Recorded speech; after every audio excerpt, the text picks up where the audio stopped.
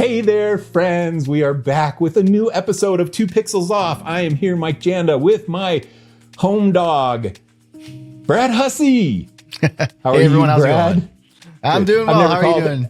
I've never called anybody a home dog ever in my entire life before. I don't even know Glad what I can enable you. Welcome to 2 Pixels Off, a podcast for creative entrepreneurs. What You was don't I even know going what a for? My homeboy. There's a homeboy. Yeah. And then there's some kind of a dog. My what do we call a dog? Anyway. It's your buddy. But your home dog is My home dog is like my buddy who's also a dog. Yeah, It's there you so go. Good. It's like It's a so combination. good. Yeah. All right. We are back after a little bit of hiatus from recording. We got into summer and Brad you went to San Francisco for the Figma conference, Fig Jam. They're representing Wix Studio, who is coincidentally the brand, the product that makes 2 Pixels Off podcast possible. So shout out to Wix Studio. Super great platform for designers to build websites and manage a web design business all inside of this Wix Studio platform. Has everything you need. It's really powerful. You should check it out. You went there representing Wix Studio. How was that conference? It was okay. So I'll give you basically, it was incredibly overwhelming. Is like kind of my first take on it. I think the numbers ended up being somewhere like 15,000 people there. Wow. And so I come from like a small town of like when I was born in a small town of about 15 to 20,000 people. So it's like taking my entire small town and putting them in a convention center. So it was incredibly overwhelming. At first, the first day, like I almost froze up. Like I'm comfortable around people, but I think I realized I'm comfortable around like a handful of people. But then when you put 15,000 of them around you, it was really overwhelming. I got over that. Once I started talking to people, meeting people, seeing familiar faces, people approaching me, and then finding the groove, and then I got right into it, and it was great. The talks were great. There was lots of really great talks that you could pick and choose from. But what I found out to be my favorite part was not even going to the talks. So the first day I went to all my talks. The second day, I think I went to one talk, and I just hung out in the main common area and talked to people and listened to them, let them pitch me their thing, and then I would talk about my thing. And I recorded content. I filmed some reels, and it was like really great. Went to a couple after parties. One of them was with Benton Woodring and Devin Fountain, and they had a post config after party. That was also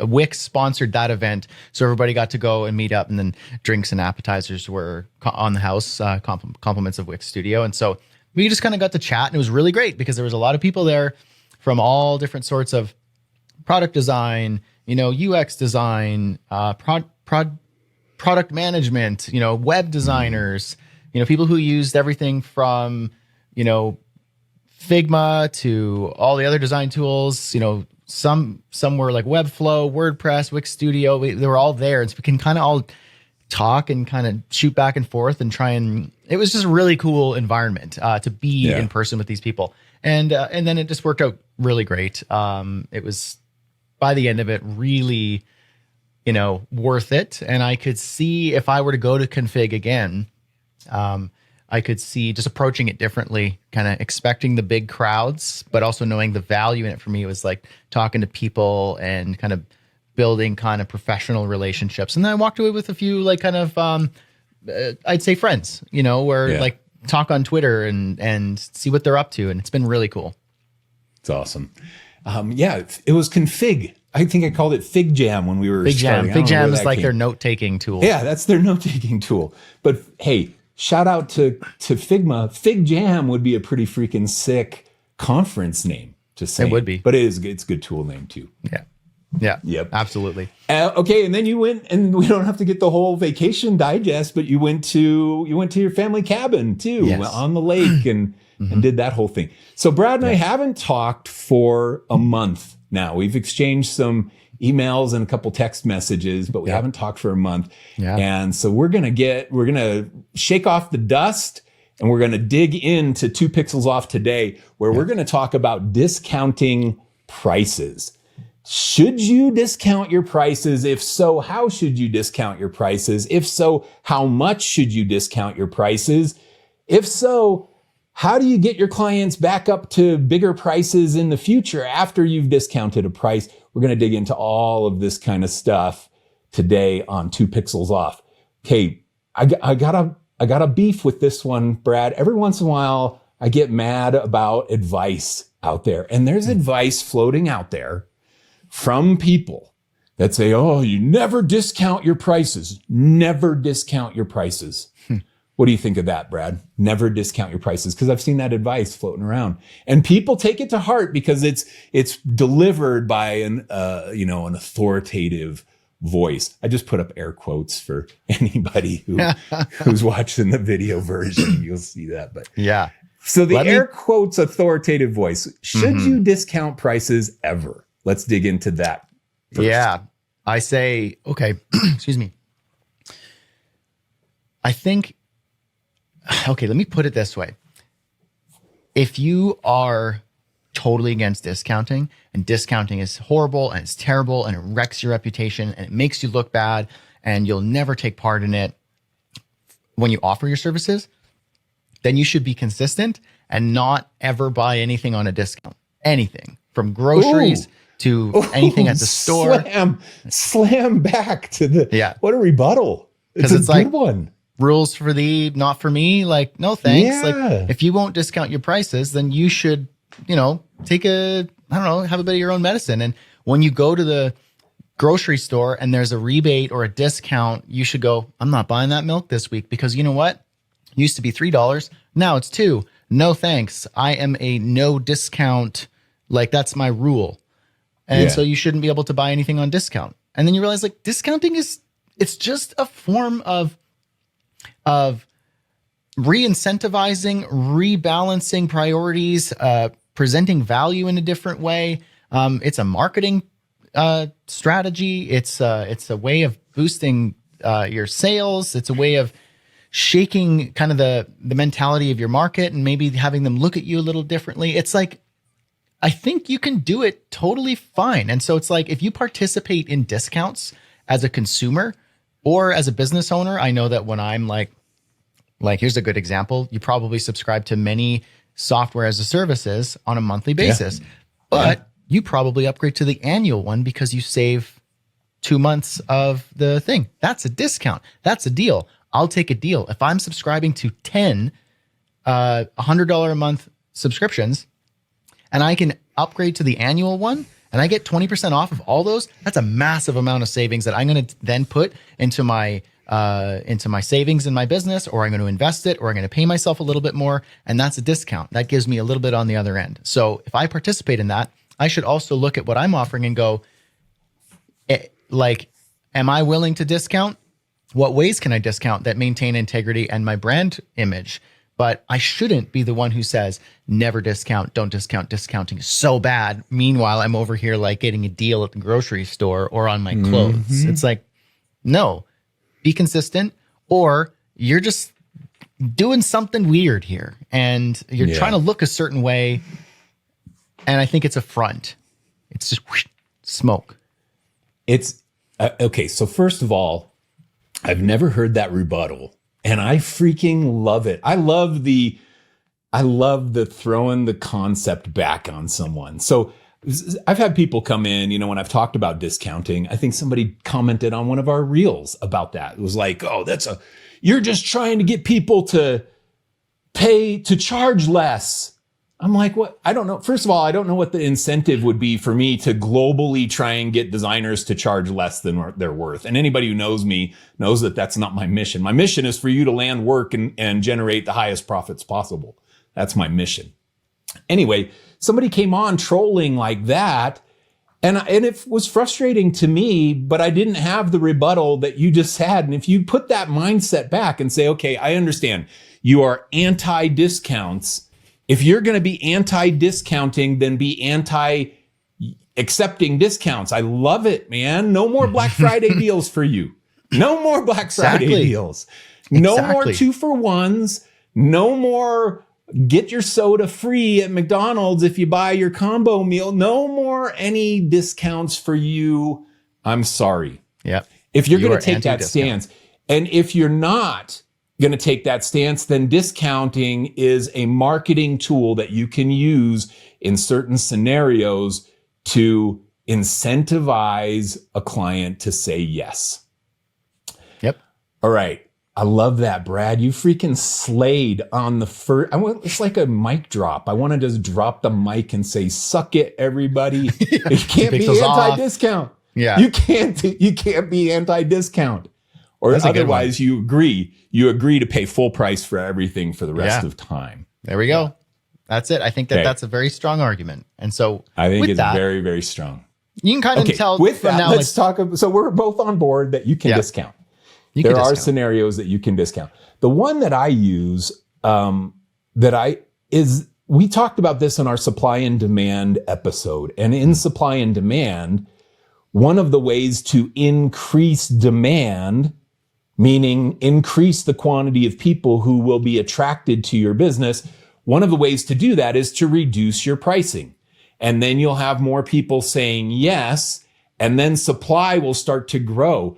And so I think that's where I had a little reel that came out from that episode where we were talking about supply and demand. In a situation where you have no work, it has been 3 months since your last project, you have eaten through your savings account, your last 3 clients that you pitched they said no, your price is too high because you're trying to charge $10,000 for a logo. And they were like, nope, that's too high. I'm going to go with the $7,000 option. And you were like, nope, I'm not dropping to 7 because I say no discounts and I'm going to be $10,000 for a logo. And I will not discount my prices because that's a race to the bottom and it devalues the entire industry. This is the mindset that people say. Devalues the entire industry. So I'm not going to $7,000. I'm sorry. And so they said no. They went with a designer who did it for $5,000 and you lost those last 3 projects. You're now out of savings. You have no more money in savings. Your last 3 clients have said no to your $10,000 price. In that situation, you have really 2 options here. Option number 1 is dust off your resume and start looking for a job where somebody else is going to price the work that you're doing. And option number 2 is discount your price to incentivize people to say yes. Those are the options that you have. I suppose option number 3 is you could go out and find a whole lot more clients. So you have increased quantity of opportunities. That could be an option as well. What do you think about those scenarios? Have you ever been in that scenario, Brad, where you've been like, oh crap, I'm freelancing, got my family to feed, got no projects, money is getting tight. I better land this thing no matter what. Have you ever felt that ever? Absolutely. It's something that I think I learned. You ever see one of those charts and it's like a meme where it's a chart, a graph where there's like the dumb guy on the beginning of the chart and there's like a dumb opinion, a simple opinion. And then the chart goes up and there's this big kind of bell curve in the middle. And it's the average everyday person where most people hold this opinion. And then it goes back down to the bottom. And at the end, there's this like wise person who has the same opinion as the dumb guy, the simple opinion. Like it would be something like the dumb guy says, discounting is so great. Yuck. And then it goes up to the middle and everybody in the middle is like holier than thou. And they say, never discount. It devalues the entire industry and discounting is terrible. And I never will discount. And then you go down to the wise guy who's like, discounting is valid. The same opinion as the dumb guy. And so you realize like, you kind of go through a bit of a journey almost to be like, hey, discounting's totally fine. To like, I'll never discount. I heard it on an Instagram reel one time. And that's my conviction. And then the more you do it, the more you're like, discounting is fine. You're like, that's the wise opinion. It was there from the beginning. And so I kind of went through my own version of that. When I started freelancing, like I was doing $500 websites, $700 websites. Yeah. I do a discount to 650 from 700 because I thought that was an incentivized discount. Then I started to make more and sell more. And then I started to feel entitled to it. And then I started to feel like, no, I'm worth this and I have to. I want to devalue the industry. I'm doing this for the other web designers out there. And then the more I go, I'm like, look, like you got to get paid something fair and you got to be profitable and you got a business to run. Sure. But am I above discounting? Am I holier than thou? Or can I embrace a form of humility and go, I'm not above discounting. And if I was in a tight spot, you better like darn believe I'd be discounting. And so, yeah, I've been in that position for sure. And I actively currently do that, whether it's on my products or my services. My intensives, they sell at one price and they're a relatively high price, but not for the market that's buying it. They buy it pretty easily. But without them asking, I say, hey, if you want to do another another intensive, which a lot of the time they want to repeat, I say, I offer them at a discount. I don't even have to tell them that. I could have charged the same amount. But I go, no, you're a repeat client. I'm happy to give you a discount, incentivize you for like making a good choice. And I'm grateful because not only now did you give me the first amount, but you came right back without me even having to do any work to sell you on it. So to sell. Yeah. To sell you. You took the selling out of it. So I'll pass that savings on to you. I didn't have to try hard. You just booked another one.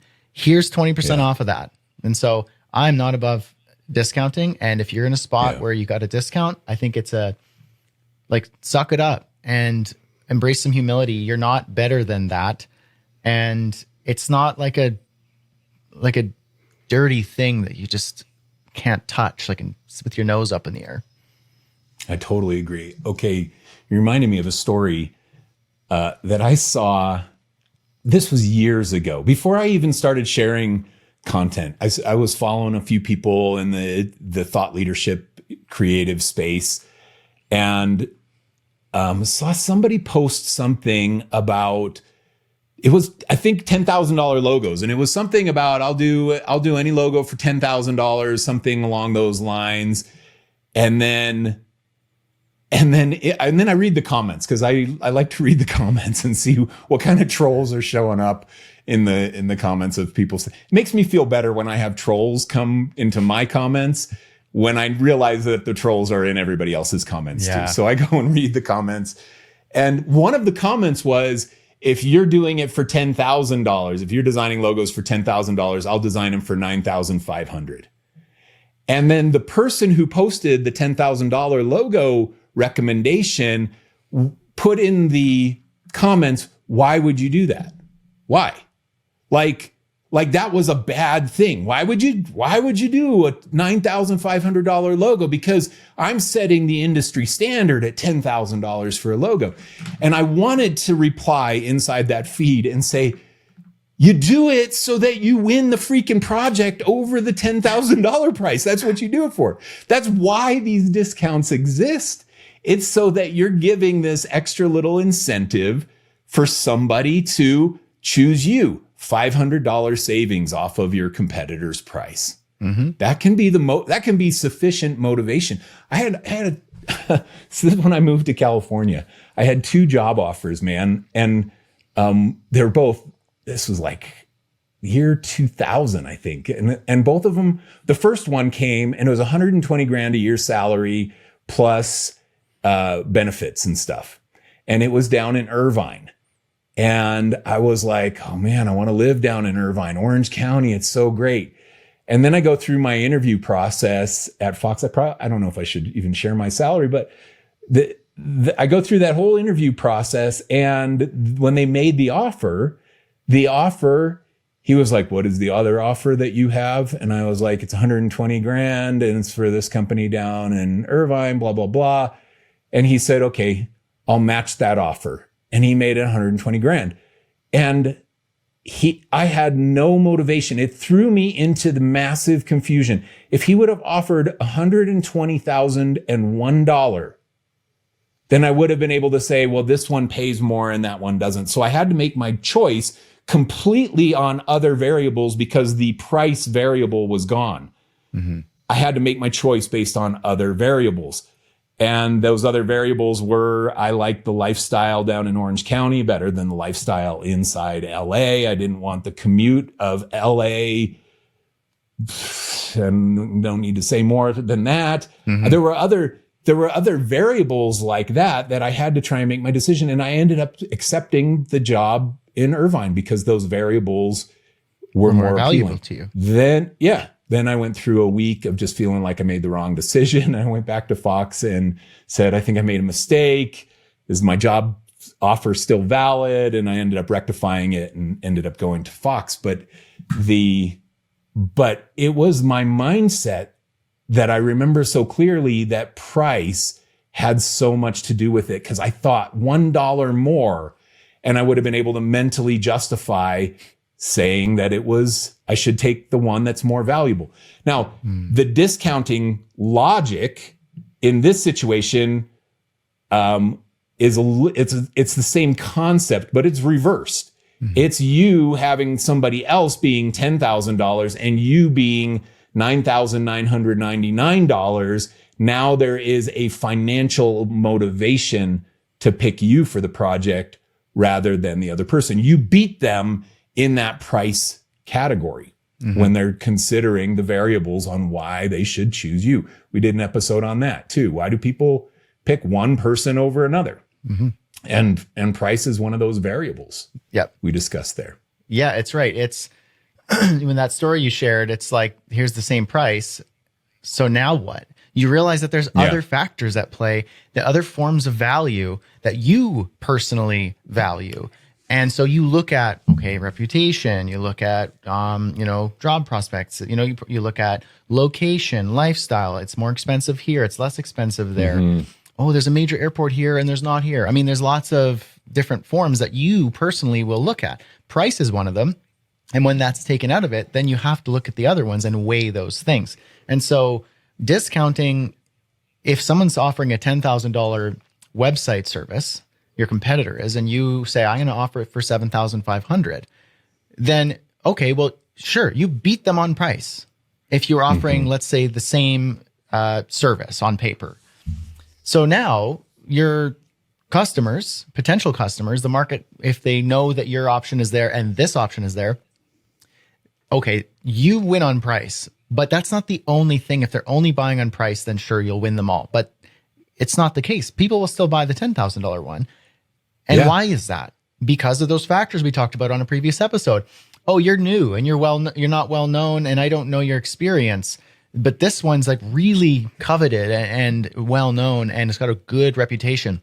They win there. But maybe the price factor holds more weight to them. They go, look, I don't have a huge budget and I'm okay taking the risk that you present. Yes, you're a better price, but you're new and you have only a couple projects, only a couple ratings, let's say, but I like the discount and I value the financial discount more than the reputation you have. Whereas someone might go, I can spend $10,000, I can spend $7,000, I can spend $20,000. It doesn't matter to me. But what matters to me is you look new and I don't know if I trust you and I'm not willing to take on that risk. So for them, it's not about the discount in price. The price factor is taken out. To them, it's the discount in your reputation. They're not willing to take that discount. That risk is too high. So they'll pay they want the full price almost in the reputation or speed. Or here's another one. Let's say you're offering a $10,000 website package. I'm offering a $10,000 website package. And go, well, which one do I choose? Like, reputation is the same. They're both well known. I like both of their work. How do I choose one? Let's say this one says, I'll fly to your office and we'll build it in a day. And this one doesn't offer that. And it's just remote and you'll hear back from them and it's unsure. I like this one. I want them to come to my office and build it out in a day. It's like that value is added, whereas that value is almost discounted. So it's like discounts aren't just on a financial aspect of it. You can discount your financial presentation, but you can also discount your reputation or your time or the other forms of value. So the discount is only on, you have value and you have discount of value. Value could be time, it could be money, It could be what you're providing, like the outcome, and you can have the full version of it or the discounted version of it. And people weigh that. So for you, when you're like getting a job offer that's the same price, okay, there's no discount, then no one's offering less, they're offering the same. So for you go, am I going to have a discounted experience by moving to this town or this town? Okay, this one. So you're looking at the discounts in different ways. It's just being replaced in different forms of value. Yeah. Well, that's exactly what happened. Because living in Los Angeles was a discounted experience compared to living in Orange County, where I'm a mile from Newport Beach. Yeah. And living in LA it's the rat race. It's a rat race there. Yeah. Yeah. Okay, that's an interesting concept. I've never thought of that either. Let's transition our conversation now. Now that we've beat this horse dead about, yes, you can discount. Yes, you absolutely can discount. And if you are one of the people in the comments of this saying, you're wrong, Brad, Mike, you cannot discount, then you no longer get any Black Friday deals. You've got to pay full price for everything. Line in the sand. Practice what you preach. Stand on that soapbox and don't let it go. Otherwise, realize that there is a time and a place for discounts. There is a time and a place for discounts. Now, how much should you be willing to discount? That's the next question. And I'll kick us off on this and say, every single project that you price, you should be looking at a variable of how much does this cost you to produce it. So if you're doing $10,000 logos and it costs you $2,000 of your time to produce it, then you have $8,000 worth of discount slush to play with. You can discount it and say, I'll do it for $9. You can do it for $7. You could do it for $3 and have $1,000 of profit. But you have to know that bottom line, that production cost. And you do that by just estimating, how long do I think this is going to take me in production time? How long are my meetings going to be and how many are there? And you calculate those and then you just multiply it by your hourly rate. And that gives you a production cost of what this is going to cost you. And then your goal is charge anything higher than that. And your opportunity or your option is to discount it in anywhere in between your goal number and your production cost number. Yeah. You can choose anywhere in there. And there will be, and where you choose will be dependent upon what kind of situation you're in. Like I said, if you are out of money in your savings account and you're going to be eating your last bag of ramen noodles next week on Thursday and rent is due on Friday, well, in that situation, you might be willing to do that logo for $2,100 and just to get some cash in to cover your ramen noodle restock. Yeah. That's the situation you might be in. Or you might be busy and you might be like, okay, I'm going to go $1,000 less. I want the $10,000 logo, but I'll just go $9,000 because I kind of need to win this. But if I don't, it's not the end of the world. I still have a whole closet full of ramen noodles that I can eat. So you're not in that dire strait. So I think a lot of how much do we discount depends on what situation we're really in our business. Exactly. The bigger a delta between you and needing the money, the bigger bets you can make. And so if you need that money really bad and that's urgent, you don't get to make big bets. You kind of you have to make the safe choice that's going to, like, you don't get to put it all on black and be like, that's fine. If I put it all on black and lose it, it's fine because I've got a whole bunch in the back here. Like, and I could do this again and again and again. And I'm willing to take this big risk because to me, it's actually a nominal risk.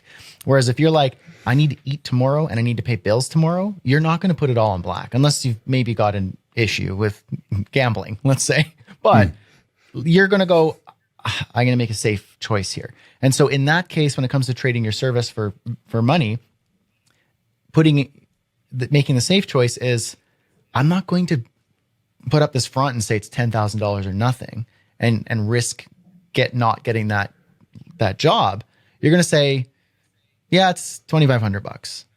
And then you increase your chances of winning, even though it's small winnings. It's actually really necessary winnings because you don't have that luxury to make those bigger bets. The bigger a delta between where you are now and the necessity of the money, the more you get to make bigger bets because you actually have a lot of safety behind you.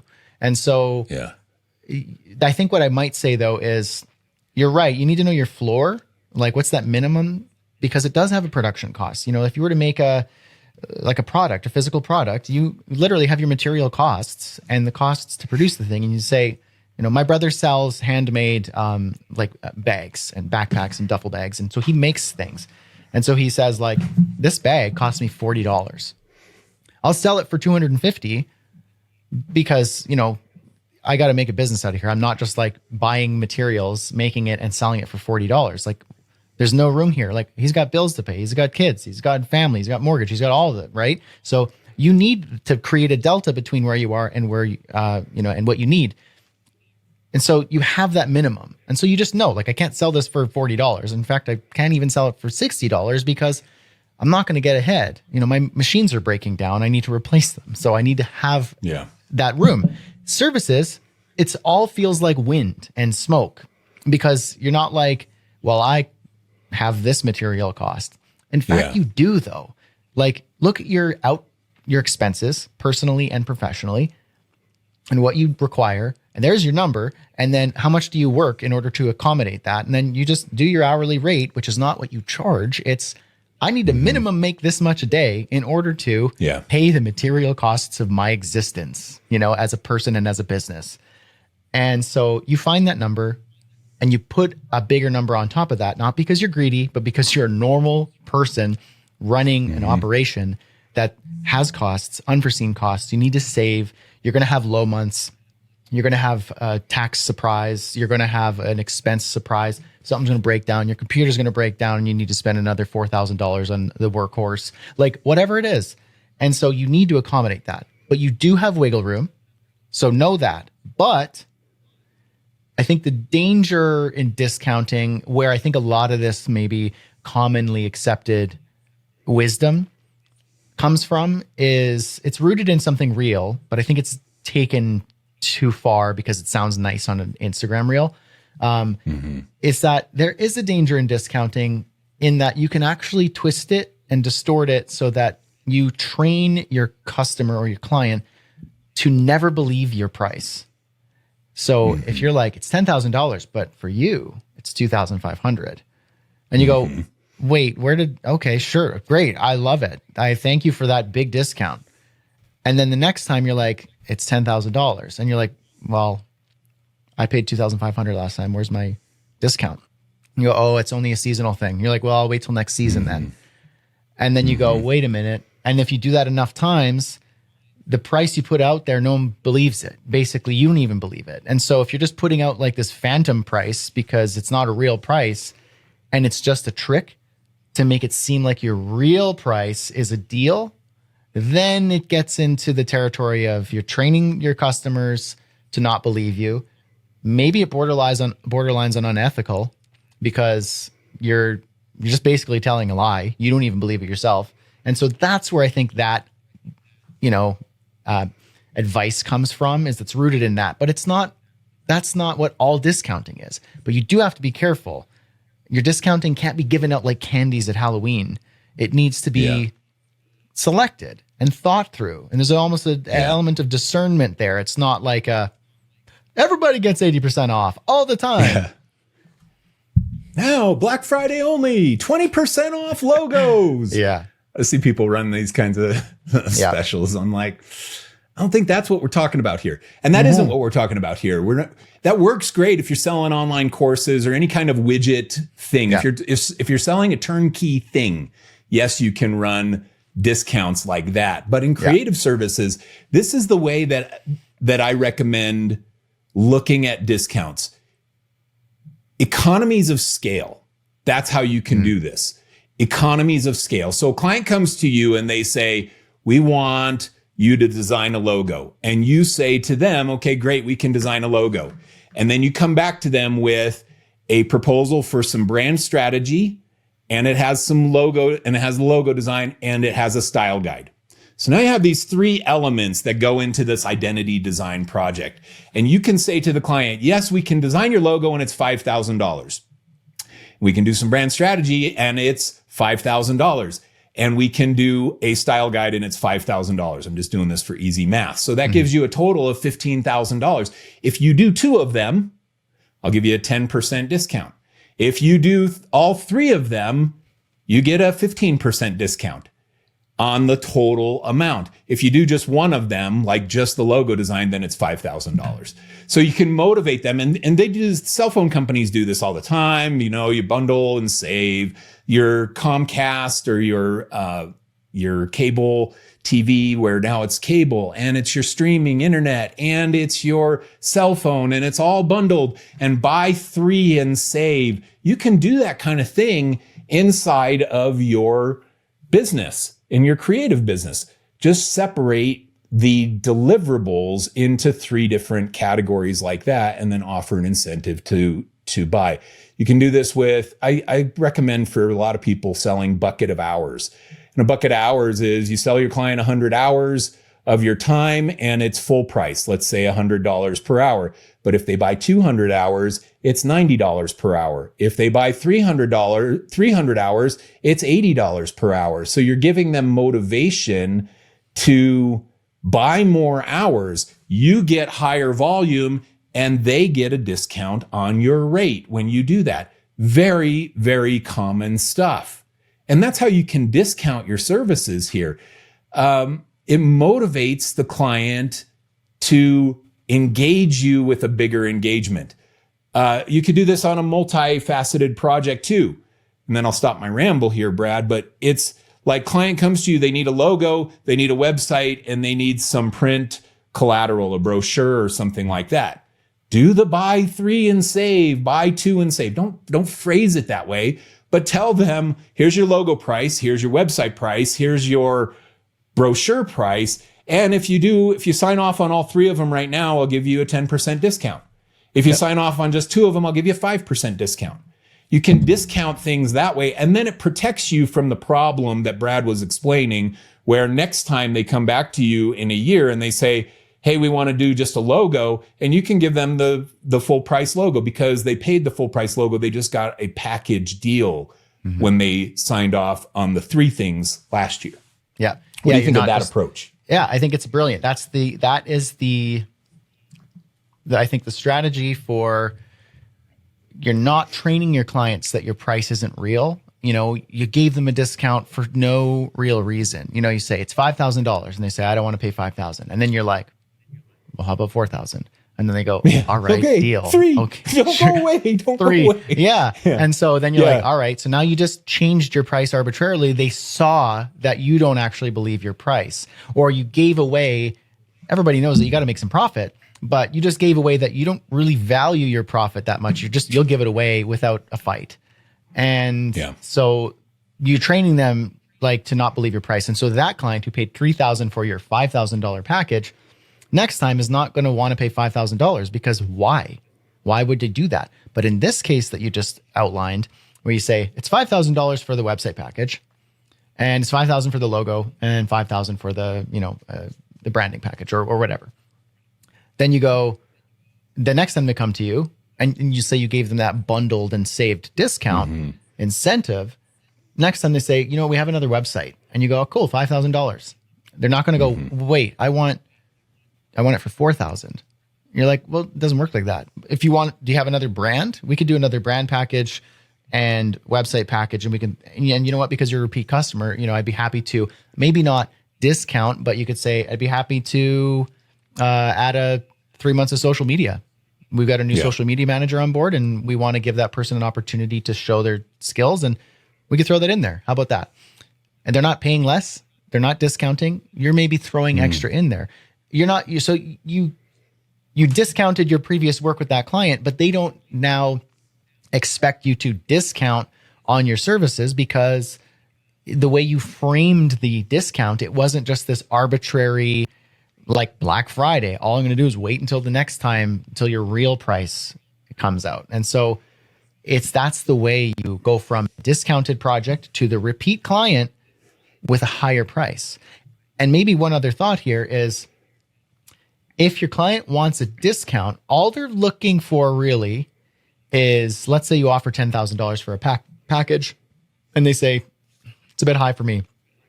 They're really just saying, I don't value what you're offering for $10,000. So you need to either reframe and help them understand and emphasize the value, or you need to throw more value in, or you need to make the price less. So reach first for adding more value and finding out, well, why do you feel that way?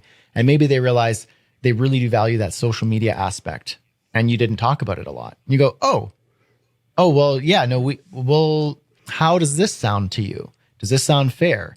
If we were to do a 1 quarter social media strategy, social media management, we'll manage the calendar. We'll even create the calendar so that you could take it from there for the rest of the year. And we'll keep it at our $10,000 price. So we'll throw that in there. And then they might go, that sounds more like a deal to me. So they're getting a value that makes that 10,000 look align with what they expect and with their risk that they're willing to take on. Now, if that's still not worth it to them, maybe it just comes down to, all right, well, how about we do it like this? And you could find a way to discount, but you're not just handing out discounts so that client doesn't believe your price. So that would be kind of, discounting is not, you don't just throw it away. It's a strategy and you got to think about it. And there's ways of using it. So there's nothing wrong with discounting. In fact, I think it's a really good and valid strategy. And I think where people get confused is they think that discounting means that you're automatically like those Black Friday vendors or the big online course marketplaces where nobody actually buys the course for $99. Just wait for the $9 sale. That's not what you're doing as a service provider. Discounts is a valid method, but you got to do it right. And you can do it with integrity. And I think it could be a benefit to you and your client. Good. All right. Have you ever gone to a client and said, usually I charge $10,000 for this, but I know your budget is $8,000 and I really want to do this work for you, so I will do it for $8,000. Have you ever used that as a negotiation tactic? So you're just discounting. I mean, there we're not changing scope. We're not doing anything. You're just cratering on your price so that you can win the project because you know what the client wants to spend. Have you ever done it? I think I have. And I think I do it. I have. Yeah. I do it carefully, but it's like a price anchoring. I know I've done it in ways where I say the market for this sort of work at this sort of level, you're looking at $10,000 to $15,000. I'm happy to do it for you for $8,000. Or I have said literally, everybody pays $2,500 a day for this. Yeah. I want to work on this. I like this project and I kind of feel like a special connection to it. And I want to win this. So I do it for $2,000. So I have done that for sure. I don't do it every time. I don't try and say people pay lots of money, but you get a deal, because then that's the same as like, well, you don't even believe your price. You're just like throwing it out there. But I have price anchored my prices and others' prices in order to secure a deal. Okay, you said you don't do it all the time. And this is the thing that I want to point out as one of your big takeaways here. And it's one of my big takeaways in sales in general, is that when you're going to sell your stuff, whatever it might be, you come with your sales toolbox. That's what you bring to the table. And that's what you use to negotiate. And in that sales toolbox, you have things like price anchoring and price bracketing and upselling and discounting as tools that you bring to the table. You bring these tools to the table. You do not always use them, but you use them in the right scenarios. And going back to what we started talking about, if your scenario is that you need to freaking pay your rent next Friday, and the difference between you landing this project and not landing it and having money and not having money is a difference of you charging $2,500 instead of $3,250. Well, then that discount tool might be what you use in that sales process. And I think you got to look at it this way. Discounting is valid. It is a valid approach. If it wasn't, you wouldn't see it everywhere you freaking go, everywhere in the world. From software as a service to plumbing services to going to the grocery store to Black Friday sales. You see it everywhere. And if it wasn't part of the sales toolkit, you would not see it. So figure out how to do it in an ethical way that can support your own integrity in your business, make you feel like you're still standing up for your prices, but you're doing what's best also for your own life and the situation that you're in. You have to use it as a tool in the scenarios when it's required. I think that that's my kind of concluding thoughts on discounting. And heck yes, if your competitor's charging $10,000 for logos and you know it, then charge $9,500. Beat their freaking price. Like there's no problem with that in the world, as long as you have profit at the $9,500 price. Well, and just to kind of throw one more thought in here is like, I think the beauty of the free market is you can charge $9,500 and I can charge $10,000. And that's creating competition. And what it does is it forces, say if I'm charging $9,500, that means so we're in the arena, right? And we're kind of in battle in a good way. Like we're not here fighting to the death or something. It's literally like, it's like fun. It would be freaking epic. We could go gladiator, but we'll scale back because we're gentlemen. And so it'll be a duel at dawn then, because we're gentlemen. With swords. Pistols at dawn. Oh, swords. Yeah. Okay. Swords, see, even more gentlemanly. Yeah. And so I say 9,500, sir. And you go, oh, I'm charging 10,000. Well, I'll do you one better and say, I will personally meet the client at their location. And I go, ooh, is that 9,500? Well, I will do it in one day. And you go, ooh, now I need to play another card. And so it's basically like we're vying for the attention and the choice of that client in the middle. And so it's kind of just like what the client gets the wins in the end here, because they go, I get to choose between really fast and expensive, or maybe a little slower, but that's a good price. I want this deal. I want this deal. So it creates options. It creates, you could have the discount price. You could have the expensive price. You can have fast. You could have slow, but premium. You get the choices. And that's a really good thing for the market and for the customer. And it means because if you were the only one in town, you could be like, it's $20,000 and I don't do a good job and it doesn't matter. Who cares? And you get to pick me or not. And so your problem is solved or it's not. And that's not good. Those are monopolies. Those are bad. But if you have competition and you say, it's $10,000 and I go, guess what? 5,000 for me, sir.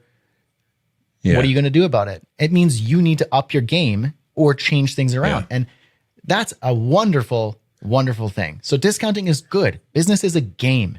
It's a real life game, and you have tricks. You have moves, you have maneuvers, you have counter maneuvers, you have offensive moves, defensive moves. That's all it is. It's a game. And discounting is just one of those cards you get to play. And sometimes you need to play that card. Other times you don't have to. And so that's what I think of it. Okay. So the problem is that and this is where the people come and they say it's a race to the bottom, because they say, I'll do it for 10,000. And you say, I'll do it for 9,500. And then they say, I'll do it for 9,250. And then all of a sudden you're at 5,000. Now it's 4,500. Now it's 4,000. And where does it end? It ends at $50 logos from an AI generating tool. That's where it ends. But you have to remember that you are targeting a certain marketplace, and the people out there saying that it's $10,000 logos, I look at that and I'm like, freaking cheap. That's cheap because Pepsi paid $1 million for their logo rebrand. So why are you doing it so cheap? Why did you discount it by $990,000 compared to the market standard? Well, you discounted it by $990,000 because of the variables involved, the client's budget, where they are, how big their brand is, the time that you're going to invest into it compared to the time on on a Pepsi rebrand and focus group testing and all the stuff that Pepsi would do, and you're not going to do. You're discounting based on that deliverable by $990,000. So I don't know where this idea of $10,000 comes from, because that's a discounted price already. And it could be discounted from 15,000 that you could be charging. So why aren't you charging 15,000? Like, where does that end on a race to the top? It ends based on the market variables that determine whether you're going to win the project or lose the project. That's where it ends. So anyway, I think that the risk in what you were saying there with the duel is that could facilitate a race to the bottom. And where does it end? Well, it ends when you stop negotiating. It ends when you say, all right, yeah, that's fine. They can do it for 8,500, but good luck on them making any profit on it, because we couldn't make profit on it at $9,000 because we know my floor going back to production costs. We calculated the floor, and that's where I'm stopping, and they can do it for, somebody else can do it for cheaper. That's fine. And it assumes that all of the market, like all customers are the same and stupid. Like it's a race to the bottom. So if I say 10, you say 9, I say 8, you say 7, and we go down to $50 logos. You're like, that's assuming that the customer who's in the middle of you guys, like having this like race to the bottom, is dumb and just goes, oh, duh, I want $50. Yeah. No, like at some point they go, wait, never mind. I don't want that. Yeah. You know, some people want that because that's what they value. But like the market, it's so like, there's not just one type of customer. You have the customer who can afford $50 and that's it. And you have the customer who's like, I don't care about the price. In fact, it doesn't matter. You can throw any number at me. I'll challenge you on it. And I want to make sure I'm getting my, like the money's worth. But to me, it's not about the money. It's about the brand reputation. It's about this. It's about that. It's, you know, like it's so nuanced. And so the only race to the bottom is if you're playing that game and then jumping down ladders, meaning like, it's $10,000. Well, this person says 8. I'm like, well, I'll do it for 6. I'm like, well, I'll do it for 4. All you're doing is traversing down lower and lower into smaller markets, because each market has its bottom. Like I think we mentioned on a previous episode, where I, as a freelancer, when I started out, offered like a $5,000 or $3,000 proposal to a website to an agency, and my friend at the agency said, Brad, double or triple that, because they're going to laugh you out of the room. People are bidding this at $50,000 and you're coming in at 3. I know you can do it. They're not going to pay 3, even though that's the best deal in the world. They're not even going to consider you. So if you come in with that, it's not even an option. So I was in a different market. I was, you know, totally out of that league. But as soon as I made it a $10,000 or a $13,000 thing, they go, all right. I mean, that's a really good price, but it's in their expectations. And so the only people racing to the bottom are the people willing to just like jump lower and lower and lower in terms of what the market is and who's willing to pay the prices. So it's a big conversation, this whole thing about discounting. And I think my big takeaway is discounting is valid. Discounting is nuanced. Discounting is a maneuver you get to play. And it's not as simple as discounting good, discounting bad, discounting devalues the market, and it's a race to the bottom. It's like, no, like maybe an aspect of discounting is that way, but the majority of it, it's not at all the truth. And the way that you discount as a service provider, it does require integrity and tact, you know, and there's a way to do it, but it's like, it's certainly not discounting bad. It's to wrap up my thought here is it's like that chart. If you could visualize that chart, you have like the newbie at the beginning who's kind of duh, and he says discounting good. And then everybody in the middle with like their nose up goes, discounting is bad. And I'll never stoop down to that level. And then the wise expert who's been doing it a long time goes, discounting good. That's what I think. I think that's a great summary of this episode. I'll give my last one-liner little statement. It's a tool in your toolbox. Bring it to the table and use it when it makes sense. And like Brad, it's not just bad. Come on, people. In fact, very few things in business are either yes, do it this way, and no, do it that way. It's very few things. Most of these business tactics and techniques and strategies that you get by following people who have done this for a while are tools that you use in certain scenarios, and you don't use them all the time. If you're discounting every freaking project and cratering on your price every single time, yeah, that's probably bad. That's bad for your business. That's not what we're talking about here. We're talking about using it as a tool when it makes sense in the scenario that you're in. Okay. Thank you, Brad, for your insights. I feel like you were the wise sage, because you were using terms. People probably caught this. He used like the term delta. It was the delta between this and that, and then it was the floor, and then I was like the yeah I know discounting good, and I go, that's what I was good. Yeah. That's how I feel. And funny. then everybody else, there's some people listening, and you're going to show up in the feed, and more power to you. If you never want a discount, then enjoy not participating in Black Friday deals. Yeah. But as for me, follow through. I like it when people discount things for me, and I'm going to do the same for my clients in certain scenarios. So yeah, enjoy paying full price for everything for the rest of time. Yep. Those of you that are in the comments saying, shh, you guys are stupid. Never discount. Yeah. Like the never buy discount. That's right. All right. Thank you, everybody, for listening to this episode of 2 Pixels Off. Always super fun for Brad and I to chat. Thank you for listening.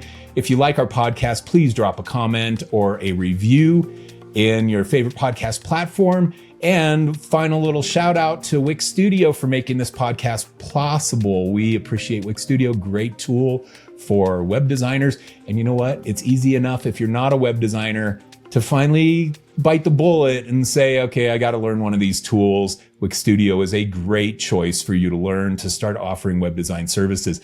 Over my agency run, 80% of all my revenue was website related revenue. And Wix Studio is a platform that can handle all of that churn.